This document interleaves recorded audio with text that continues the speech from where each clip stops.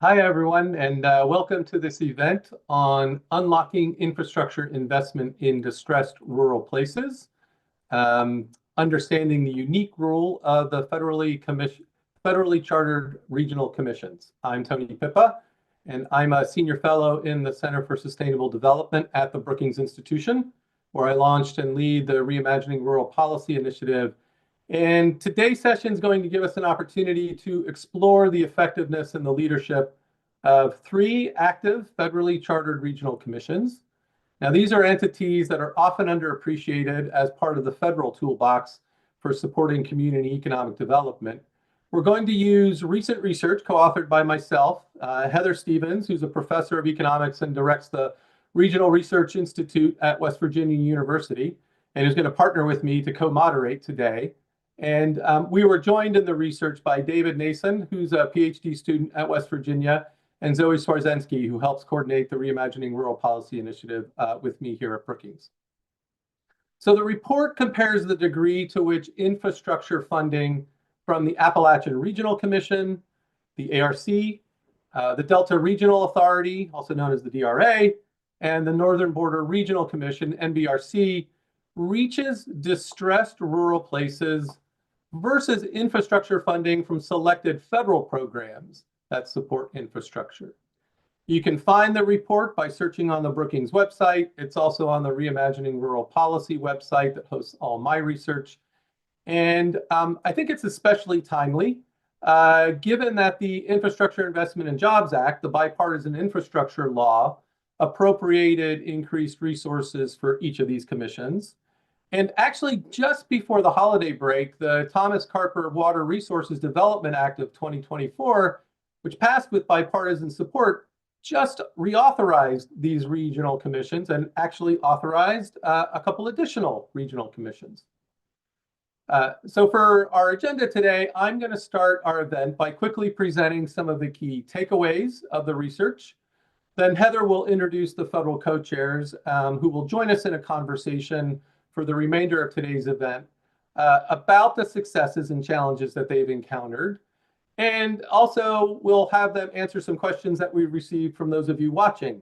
Now, we have 35 questions from our registrants. We're not going to get to all of those, but I think we've got a great basis for a rich discussion about the role of the regional commissions and their effectiveness in reaching distressed rural communities. So let me start with a quick summary of the research. And if we can put up the slide with our chart. So let me say that our core objective was to understand the extent to which rural distressed communities are accessing public infrastructure investments that are coming from the federal government. And we wanted to investigate whether the regional commissions, since they have a unique design, the governance is overseen by the governors of the states that are served by their commission in partnership with the federally appointed co-chair. And they also have a mission uniquely focused on serving places that are experiencing economic distress. We wanted to see whether those commissions have a particular value proposition when we compare them to the programs that are overseen and delivered by the main line and the typical federal departments and agencies out of Washington, D.C. So we looked at financial data on projects funded during the fiscal years of 2018, 2019, and 2020. And we identified infrastructure investments reaching rural and distressed communities in the coverage areas of the regional commissions. It's important to note that we used each commission's definition of distress when identifying these communities, and each one has some differences in how they define distress. But for the purposes of our conversation today, I'm going to provide just a few simple points that offer a jumping off point for our discussion. But I have to say, the report itself has a lot of data and several maps showing the geographic dispersion of that funding. So I encourage everyone who's tuning in to dig in deeper, go find the report. You can sift both through the executive summary, but also deeper into the report. My first key point, though, and as you're looking at this particular chart, you can see when you look at the columns around the regional commissions, that infrastructure is a major funding objective of each of these regional commissions that we're talking with today. Equaled 57% of the projects for the ARC, 3/4 of the projects for the DRA, and over 80% of the projects for the NBRC overall, out of their annual spending between 2018 and 2020.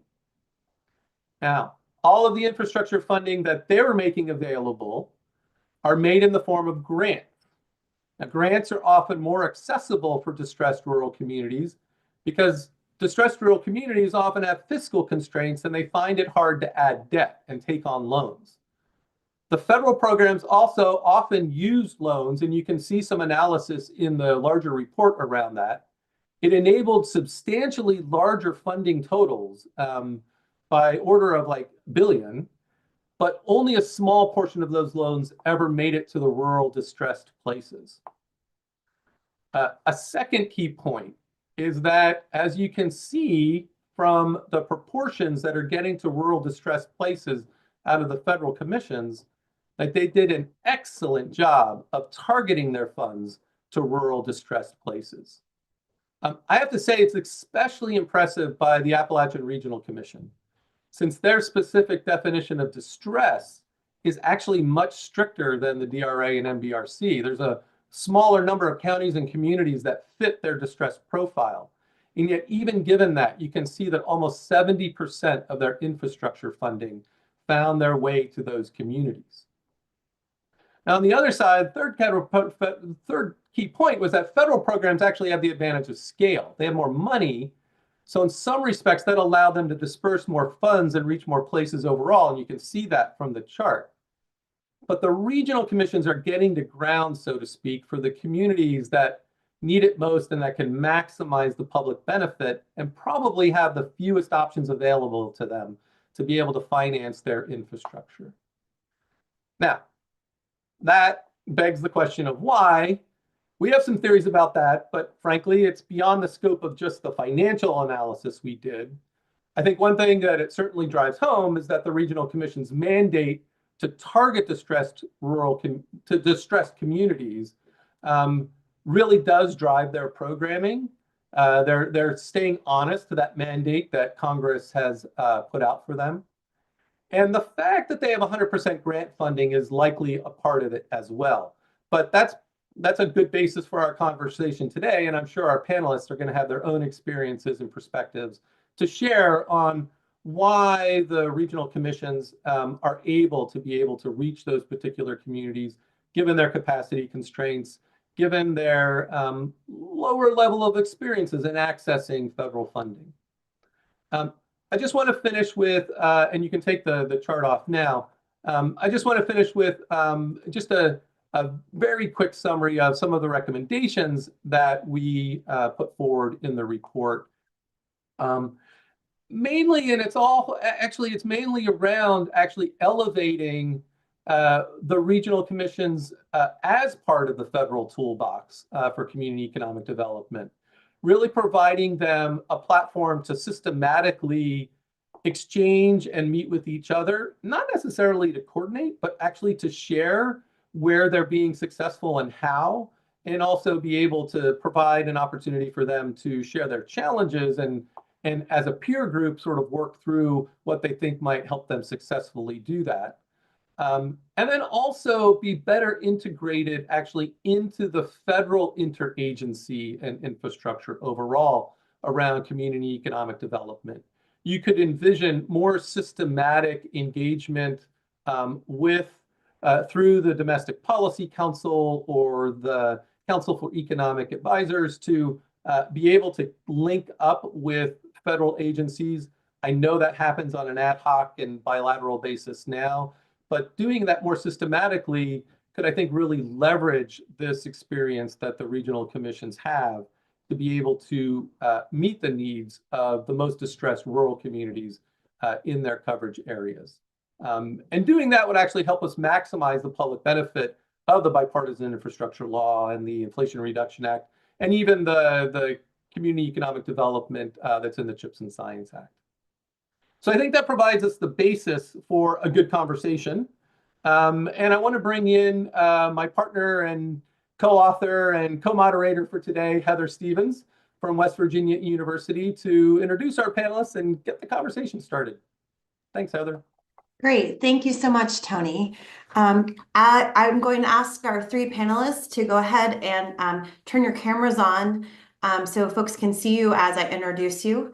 I'm really pleased to be here today. I'm the director of the Regional Research Institute at West Virginia University, and this is our second collaboration with Tony and his team, sort of looking at how the regional commissions work and their value proposition when it comes to helping the communities in their regions.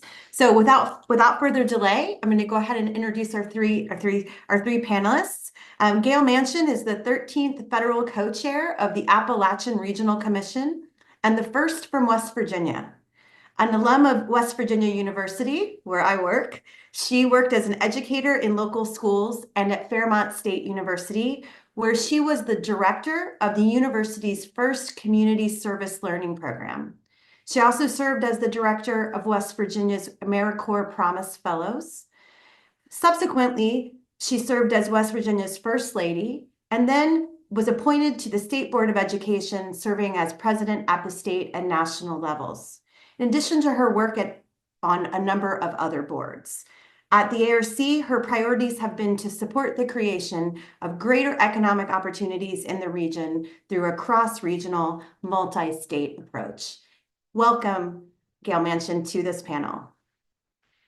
Our second speaker is Chris Saunders. He is the fourth federal co-chair of the Northern Border Regional Commission, an alum of Bowdoin College. He previously served for nearly 2 decades on the staff of United States Senator Patrick Leahy, both in Vermont, where he engaged with Vermont communities on community and economic development policies, and in Washington, D.C., where he advised the senator on a range of issues, including the 2008 Farm Bill that led to the creation of the NBRC.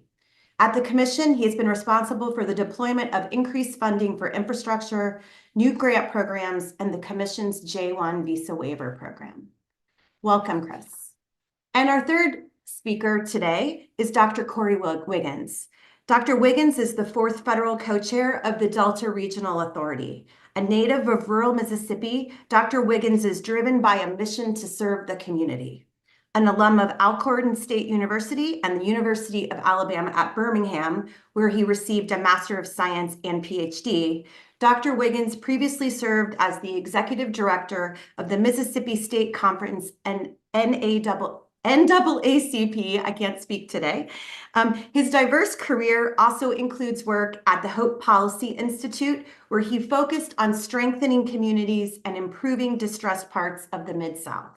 He also has experience working for the U.S. Senate, the Mississippi State Legislature, and as a visiting assistant professor at Jackson State University. Welcome, Dr. Wiggins.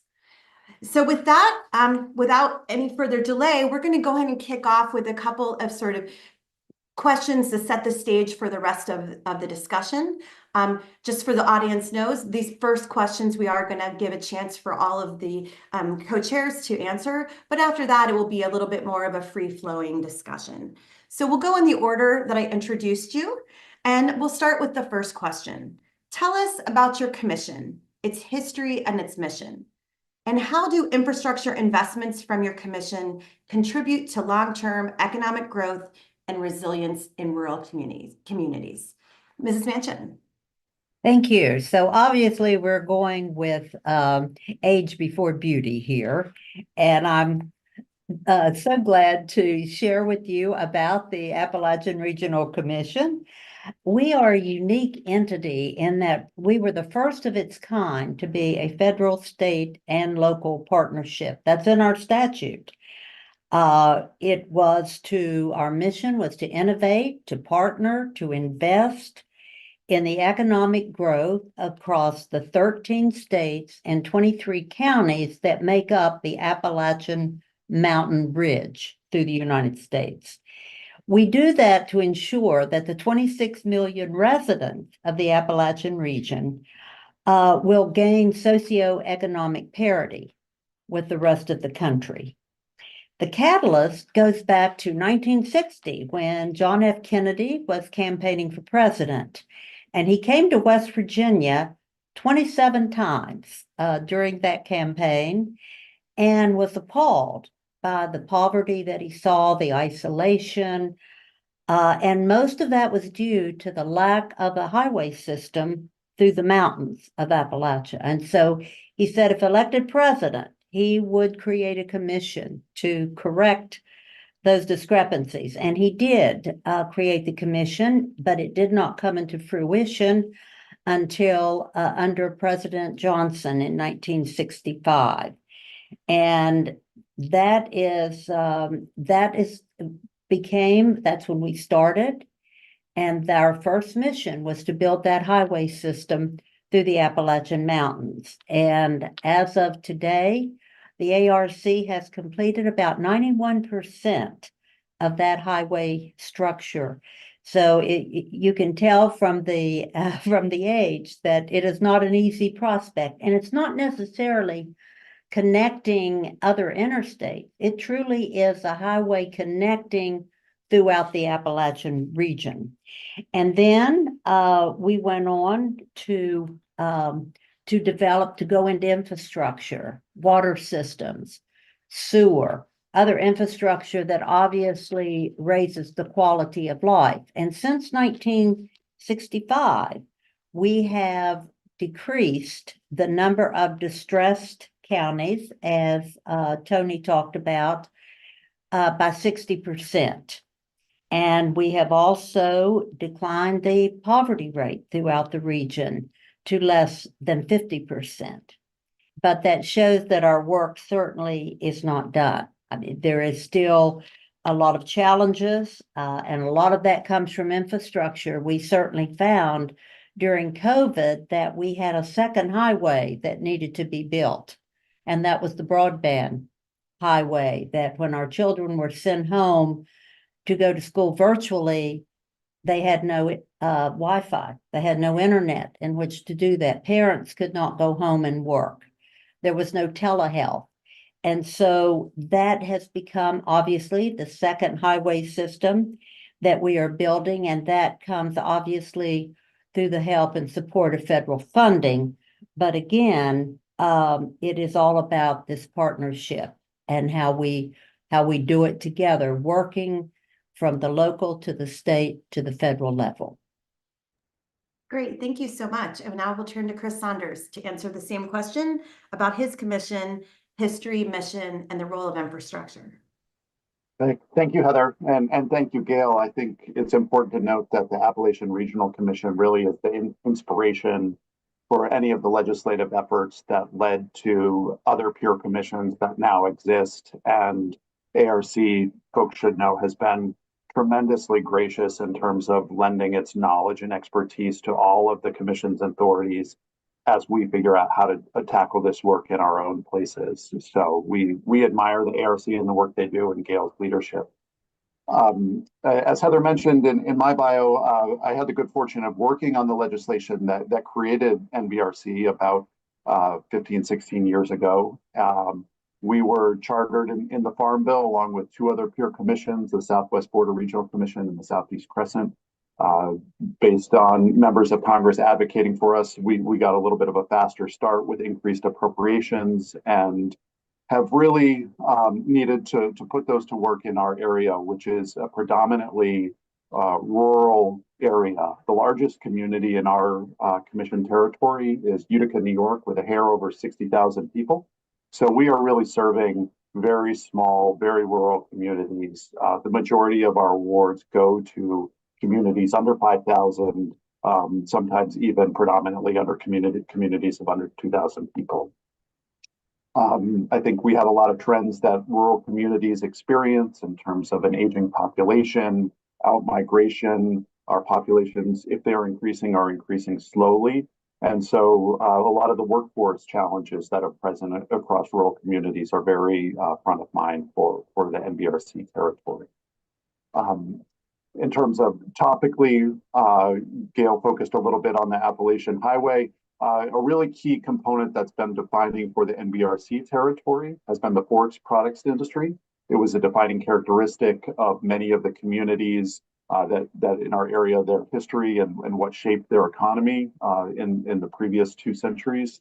And as those industries have flagged, it's created economic challenges for many of our communities. And so we spend a lot of time thinking about what types of innovation we can drive in the private sector within the forest products industry. And that's kind of a similar connecting topic that runs throughout the NBRC territory.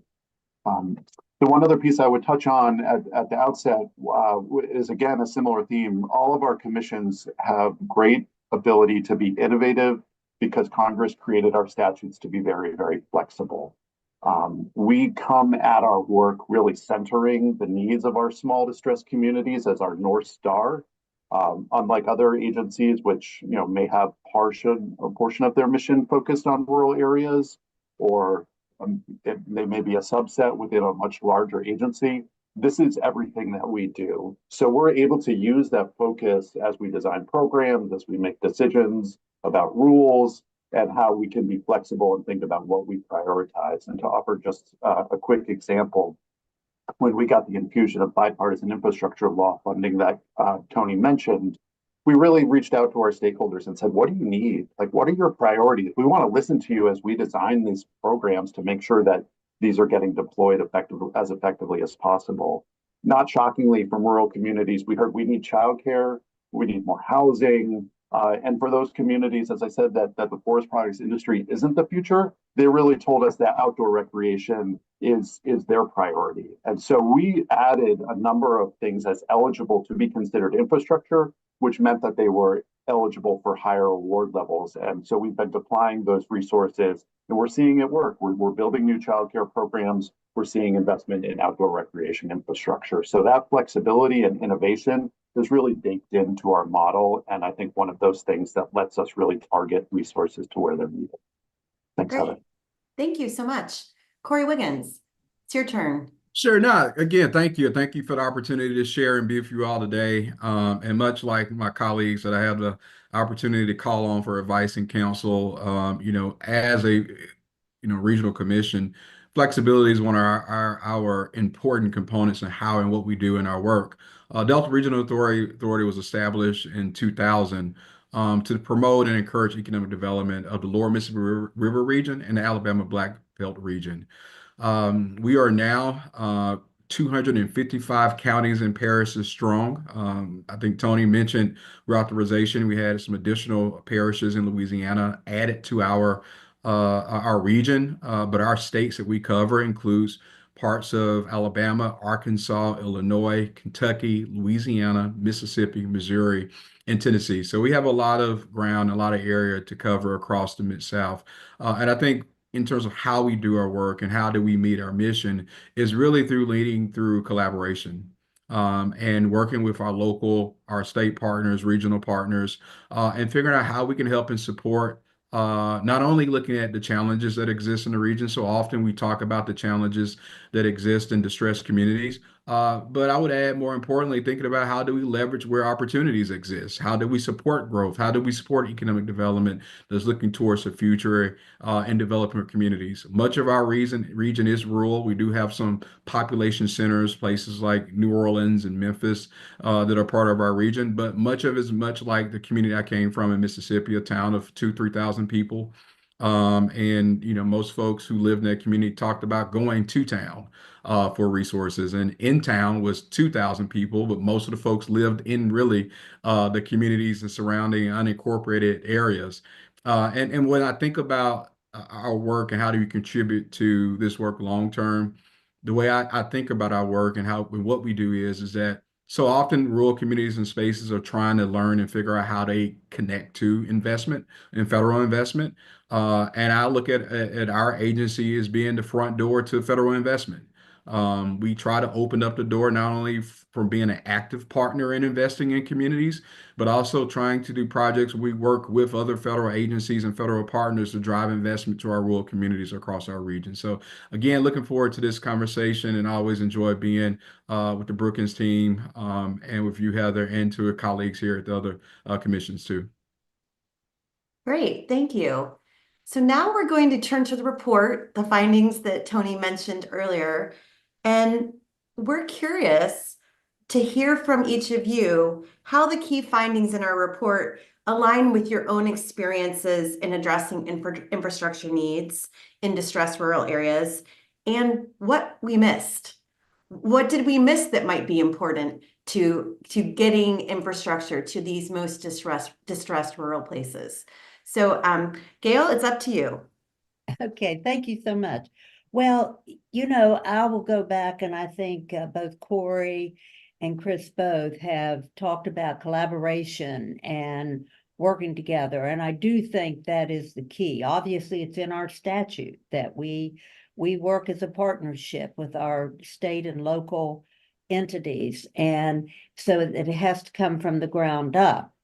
Infrastructure, you know, we are still, it's a shame that in the 21st century, we're still talking about getting clean drinking water to people and sewer treatment systems. And as we continue to build our highway system. But as I said, as I mentioned earlier, when COVID hit, it truly brought to home the lack of we have no parity when you do not have broadband. It's like saying that we live in an area with no electricity. And so we realized how important that is. And it based on two or three things. First of all, for communities to understand how to go about getting money, that the money's there. The biggest difficulty sometimes is finding match. Now, the ARC is in a unique situation as a federal agency. Our money can be used to match with other federal money. And we certainly make our communities and our states aware of that in the beginning, that they may want to think about using ARC money to match to get a bigger grant for a broadband project, because many of these projects are very expensive, particularly going out to the last mile. Every family, every home has to have internet capabilities, and yet you get that fiber out to them and they say, we can't afford internet. We can't afford to buy it. And so you have a hard time convincing companies then to take that fiber out there. So it is a great deal of collaboration, working together, how you create this match, how you help them. And then the larger thing we found out is that when money became available to these counties, so many of them did not have the resources to know what to do with that money. They don't have grant writers. They don't have city planners. And so we created the Ready Appalachia Community Capacity Training Program for 4 separate groups: the nonprofits, the locally elected officials, your small foundations, and also your local development districts, to help them understand how to go about writing a grant, how to go about writing a plan, how to go about bringing these people to the table to increase that collaboration and building those working relationships. So truly, when you look at one of these challenges, there are so many different doors, and you say, well, you just need to write a grant. Well, if no one knows how to write the grant, what are you going to do? Or you only have to have 50% match. Well, if you don't have 50%, how are you going to get the 50% match?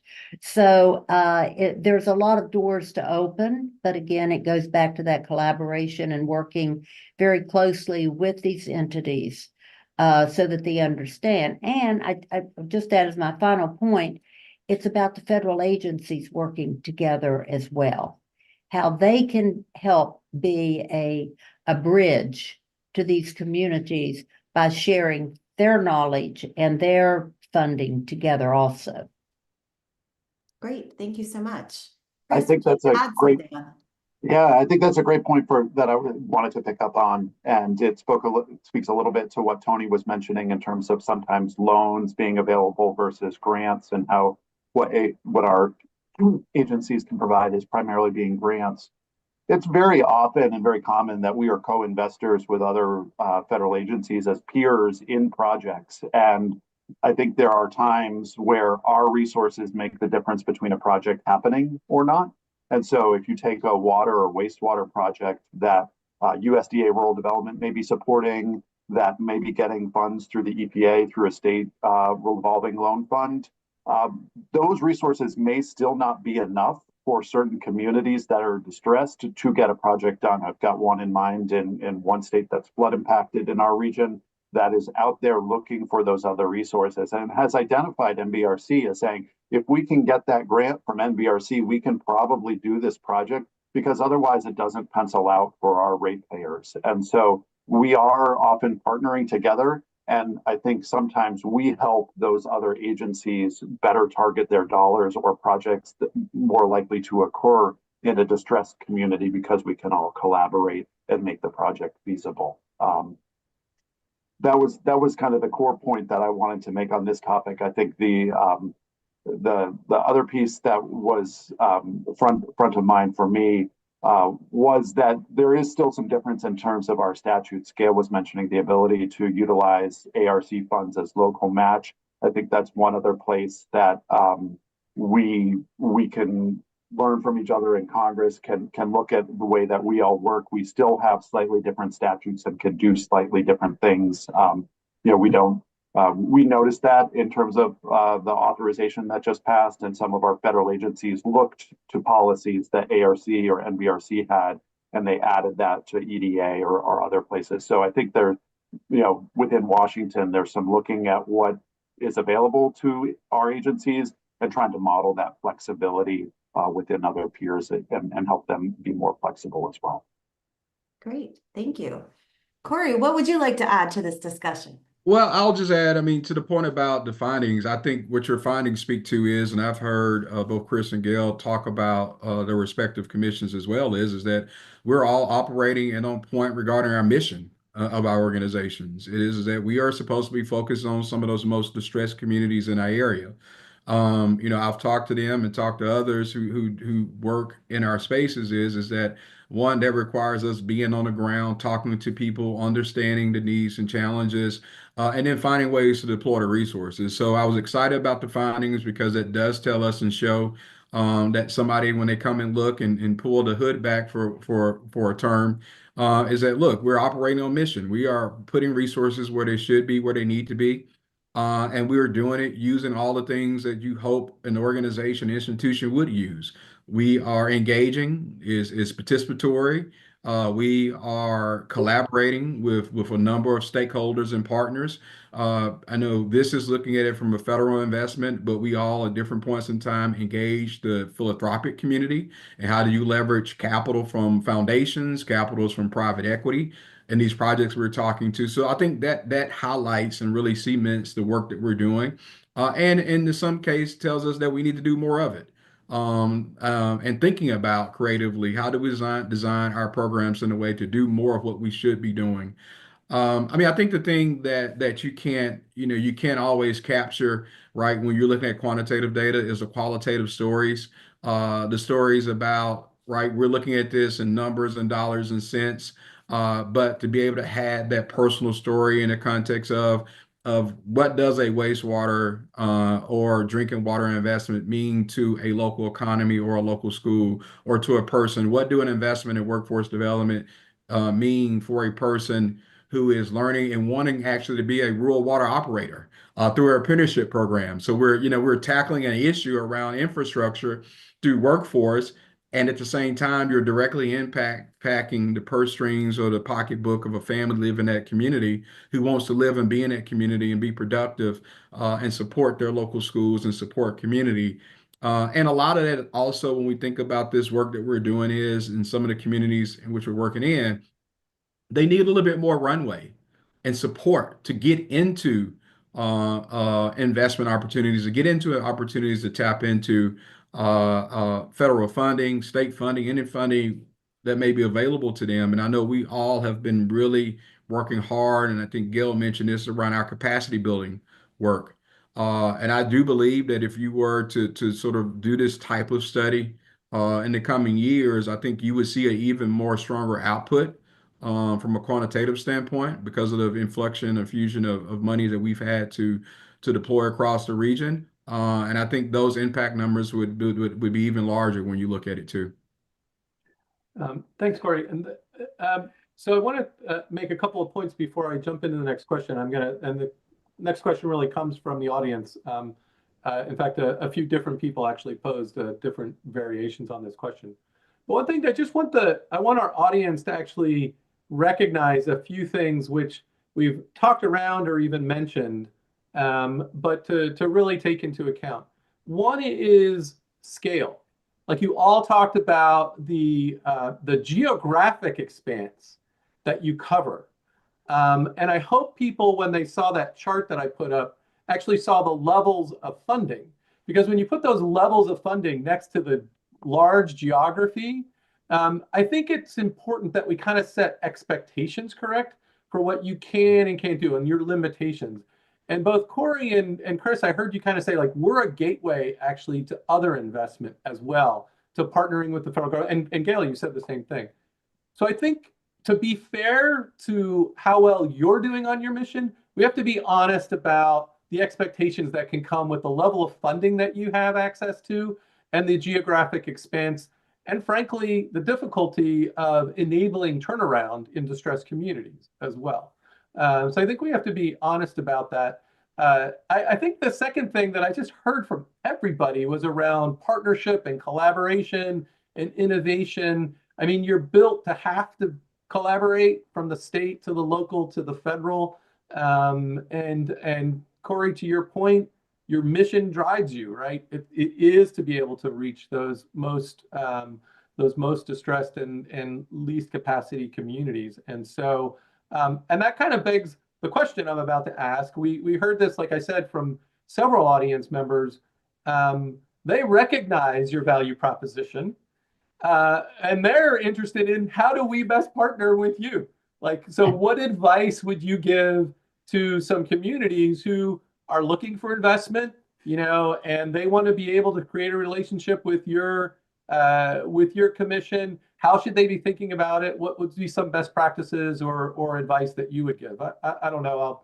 Corey, you're off mic, so I'm going to turn to you first and just give us whatever thoughts come to mind on that. Well, look, that's a great question. And the reason I said it is I think you again. I'll start with this. I've been in academia before, and sometimes academia, Heather and Tony, gets this knock about being in the ivory tower. And the reality of it is that you can't do this work in that way. You actually have to talk to real people who are living in communities. Tony, I know you've been doing your podcast, talking to communities, talking about innovation. And I think that's so much of how we've thought about our work across the commissions. And that's how we've thought about our work. I've thought about our work personally at DRA. Working in rural places and coming from a rural community, worst thing you could do is walk into a place and tell them what they should be doing.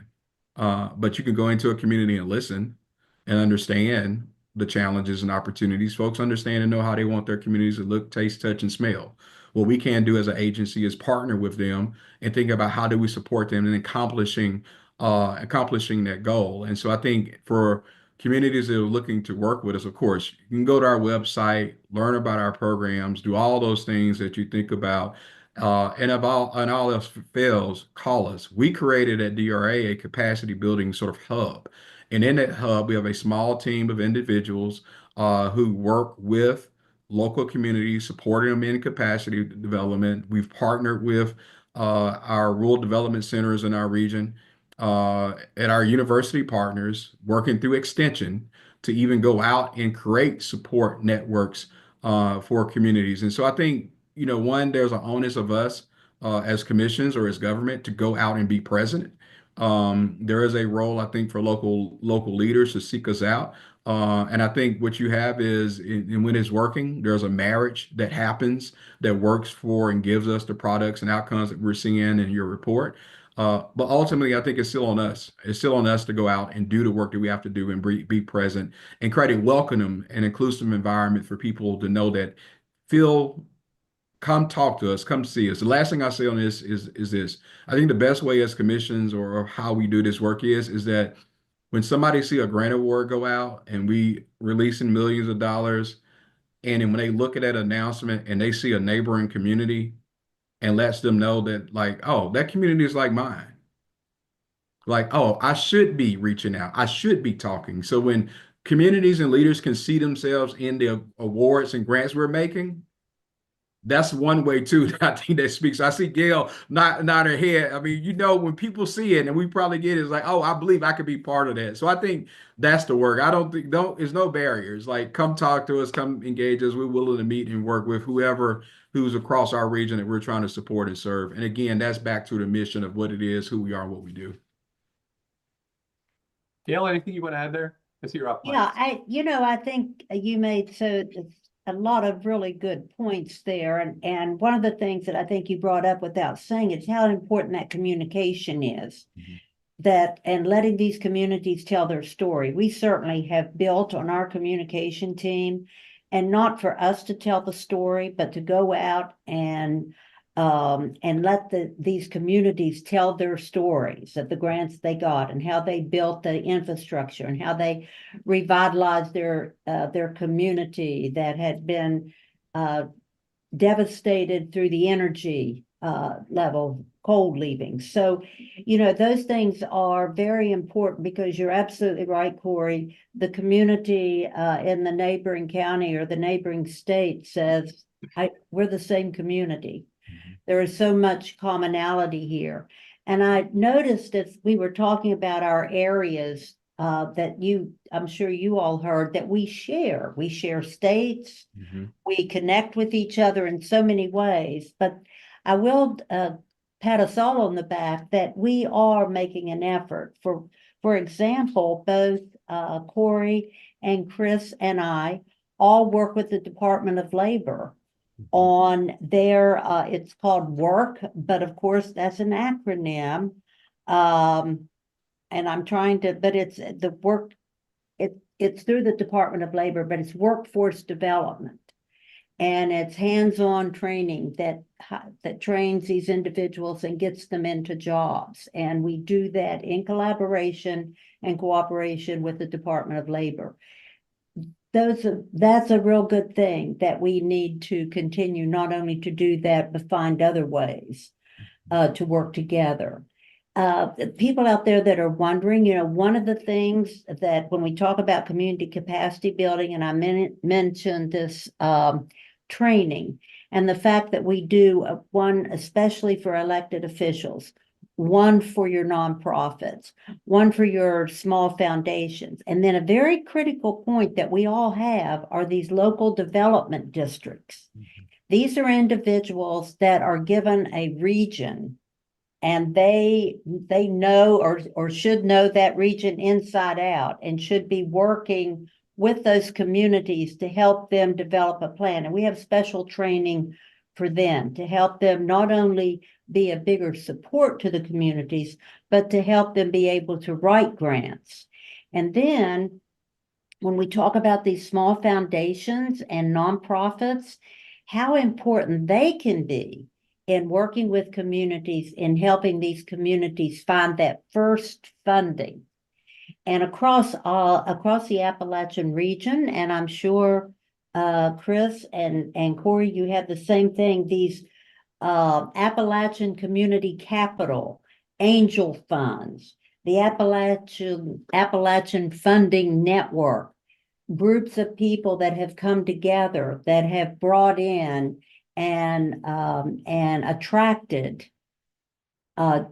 gifts, money then that is eligible for funding to these organizations and to these communities. So, and there's training for them as well. So I think it's this combination of how do we find people with the money working together to work in collaboration with organizations like ours, commissions like ours, to bring that funding to where it can get the biggest bang for the buck. Great, thank you so much, Gail. If it's okay, Chris, I'm gonna lead with a different question for you, since I think we've heard a lot from all three of you about how you're engaging with your stakeholders in your regions. One thing that we're really interested in, having done this analysis, is sort of what indicators or measures you believe demonstrate the success of your commission's work in sort of helping rural economic development. How do you sell your value proposition? How do you measure it when, sort of, so that you can kind of continue to sort of convince folks to keep funding? And since we didn't let you answer the last one, Chris, I'm going to turn this one to you. Oh, that's great. I appreciate that question, Heather. We do it in a couple of different ways. In our application, we ask and we award extra points for first-time applicants. And so if you're a first-time applicant to NBRC, you get additional points. We really want to see new communities come into our program. I think in particular, that helps that small rural distressed community have just a little bit of a boost, whereas another community might be a regular applicant and have previously gotten an award. So we want to show that we're getting a broad geographic distribution of funds to new communities. We look at our match rate, and in terms of what other resources communities are able to bring to the table. Often that can be a challenge because match is hard for really small places, but we also do look at that because we are directed to offer different match in different communities. And we're really good at all of our commissions at leveraging other types of public and private investment, as has been mentioned. I think, again, we look at a geographic distribution to make sure that we are getting places to the most rural communities. We're often looking for those communities that are particularly very small. And so we measure how often we are getting resources to places that otherwise would never be able to compete. I think sometimes we see, even with our efforts, communities that are challenged. A grant from NBRC may be the entire size of their town budget. And so we have to think through how we are getting those dollars to those communities and talk, we've talked a lot about the different ways that we're trying to provide that assistance. But we hear from our stakeholders that are either in Congress or governors that they really want to see these places, and we care about it too, that are getting that feeling like that they're passed over. And so we do work within our grant administration and our grant application to try and drive resources to those places. Corey or Gail, would you guys like to add anything briefly on this? Because we do have one sort of important sort of last set of questions that we want to get to before we run out of time. No, I'm good. All right, well, I'm going to turn this back to Tony because Yeah. I think this is going to be an interesting thing and everyone's going to have something to say. So I want us to get to this last set of questions. We want to give all of you a chance to answer this one. And again, this comes from the audience. We had actually multiple people. Multiple versions of this was by far the most asked question, and it really does concern the immediate future. What are you projecting or thinking as the result of the administration coming in on the 20th? How might that, from your perspective, affect the work of the commission that you're leading right now? And what kind of advice would you give for partners in rural communities as there might be changes being considered that are underway, whether it's investments from the bipartisan infrastructure law or the Inflation Reduction Act, or even just differences in how government's structured? I know there's going to be a focus on efficiency going forward. So anything that you want to, any reflections you want to provide as change is probably coming. What might that look like from your perspective? How are you thinking about that from the commission of your perspective, from the perspective of your commission? And what advice would you have for folks in the communities in which you're servicing? Go ahead, Gail. I'll open up with something that I think is extremely important. And it's such a simple statement, but all communities are not created equal. And we know across this country that there are still great disparities in great areas of rural, isolated areas that do not have the opportunities that other people have. And in our country, I think your zip code should never define your destiny. And so I think that's what I hope that the administration coming in understands, that we have to lift up everyone to make this country strong. And we can do that by working together and through our commissions. I think we stress collaboration, working together, partnerships. As I have visited these communities and looked at projects, what I have found is pride, commitment, dedication, because they have ownership. It's not our project. We didn't come in and tell them what to do. They had the plan. They put it together. They got the state to endorse it. And then we came in as the third leg of that stool. And that's important. Communities have to believe that they can do it, that they can believe in themselves and build their community back to capacity. And I think that through these commissions, we do that. Our 13 governors in my commission, we have D's and R's. We don't talk about D's and R's. We talk about how can we if we make our region stronger, all of our states will be stronger. And if our 13 states are stronger, this country is going to do better. And certainly in our area of the country, and I speak for all three of us, we built this country through the energy that came out of our states. We built this country.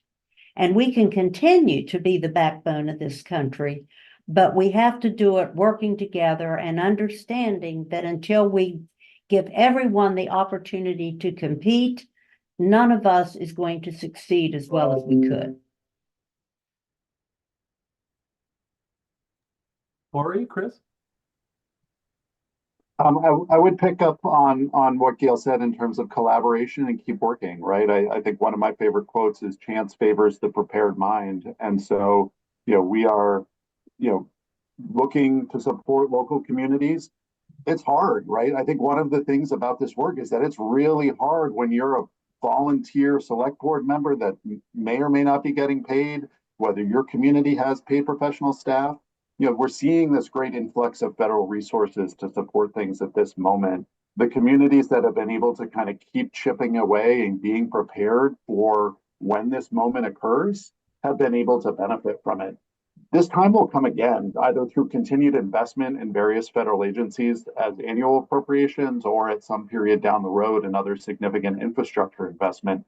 So if you're a local community, you need to just keep moving your feet forward and trying to figure out how to do the work. It may not be tomorrow, it may not be next year that success happens, but keep moving the ball is going to make sure that you're prepared for the opportunity that comes.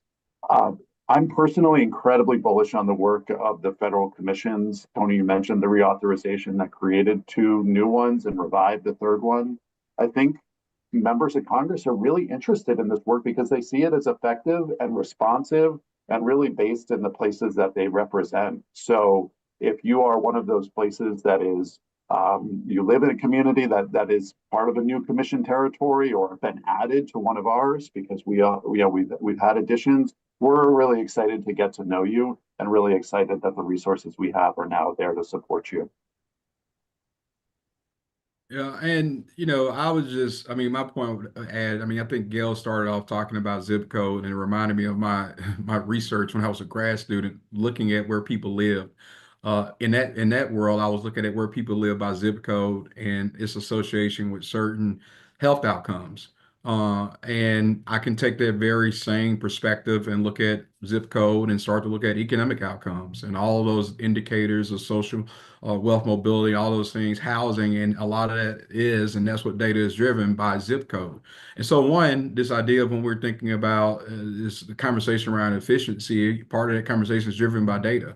And I think if we look at the data and understand communities are directly impacted that are distressed, then how do you do targeted investment in a way where you leverage resources to get better outcomes? Ultimately, as Gail mentioned, those better outcomes across our communities, build a stronger these United States. And so I think that's the conversation. To the point of Chris, we all just Chris and I went through reauthorization. And I think that in itself puts a strong stamp and stand on the role of federal commissions. In our case at DRA, I like to say because we were doing such good work and such great work, we even got more communities added to our region because they wanted to be part of the work of what we were doing and how we were doing. And we are diverse across our 8 states, are real diverse in terms of who makes up our communities. But I'll say, after traveling all of our communities, spending time, I never got into a conversation with anybody that we were working with in this idea of the politics of where you stand politically. Every conversation I had with every community, everybody I worked with, focus in on how can we make our community better? How can we make it stronger? How can we keep young people here wanting to work? How can we make schools stronger? Like those were the conversations. And I think our work as commissions, because we're so ingrained in community, in collaboration, actually helps and supports some of our larger federal partners in supporting them and working to execute all of our missions. And so I think that speaks to our work. I think that speaks not only to our work, but our mission. And we have a strong constituency base who I think believes and supports us in those efforts. And it just goes back to this idea of that we have to keep doing more of what we've done, and really try to continue to drive impact and ultimately improve the lives that we're serving across all our regions. Well, thank you. Thank you, all three of you, for those thoughts. And we have about 5 minutes left. So just a real quick lightning, answer to a question that came into the audience. And I'll set it up by saying, I also hope that as you described what your commissions do and the history of your commissions, that people recognize that even though you share the regional commission moniker, that in some respects you grew up in your own ways, like for your own advocacy from congressional delegations and others. So people might think of you as a system where actually you're really three different institutions that have a lot of commonalities, but it's not quite a system. And there are, just given length of history and resources, there are differences in capacity, even amongst you as three commissions. And to Chris's point, we've had two new ones named and one kind of renewed as well. So I guess a question I would have is, how do we address those differences, create more of a level playing field, but also, some of our recommendations were also about making this more of a system. Would that help towards that? Just interesting about kind of the future of this as a model, and would bringing a little more systemization to it help, and then help also address some of the differences in capacity and resources and things like that from commission to commission. Corey, why don't you start us off? Sure. I mean, I think anytime you're talking about that, you have to take a balanced approach. And this is why we're still all unique places. And there are unique and challenging needs that exist. I mean, Gail talked about the backbone. These communities are places we represent being the backbone of the foundation of our country. I think about the use of land use across our region, right? The production of goods across our country, the manufacturing, the role we play in manufacturing as it stands today. And so while we may not have as much of the work around some of the tourism work that Chris is doing and work they're doing in commission, we still have our own unique set of factors that we have to be aware of and how we drive and support the local community. So if we're saying that we're going to listen to these communities, we also have to have that flexibility to be able to listen and move and act. And so I think that's the balanced approach. Now, the wonderful thing about the work of the past several years is as colleagues and us in this work together, we also regularly communicate and learn from each other. And how do we do implementation? So I think about our work from collaboration, from a learning sort of implementation model based upon what's going on in your own environment in which you're working and operating in. And so I think that flexibility creates a lot of support locally, but the learning model also creates opportunities for us to engage with each other and implement the components that work for our region. So Gail and Chris, each 30 seconds each, if you've got anything to add. Well, I go back to this. We're federal co-chairs. Our work is in partnership with our governors and our local communities. And I think that there could not be that was the best structure they could have put out there for us. It has created this work environment. We have to work together. We need to work together. We need to communicate, build trust. And I would say for all of our commissions, we are building credibility. The research shows that these grants, these communities, they meet the expectations of that grant. And in most cases, they exceed the expectations. So we are working. The work is not done. It is to bring parity to every individual in our country. And I go back to what I said in the very beginning. When we can compete, not just survive, but when we can compete, then we will know we have reached parity. And so our work and our work with our governors is not done. As is usual, Corey and Gail did an excellent job, and I will leave it with their words. Well, thanks to all of you for joining us today, but also just for your leadership of the commissions that you've been working with, and for being so mission driven, to Corey's point, to really, Gail, to your point, getting to the heart of communities that could really maximize the public benefit of these investments. And Chris, to your point, a lot of them are the smallest communities that are out there, and you're nimble and innovative. And I think our research showed that that mission is driving you to be able to target those particular places. So thanks for being here for this conversation today. Heather, thank you.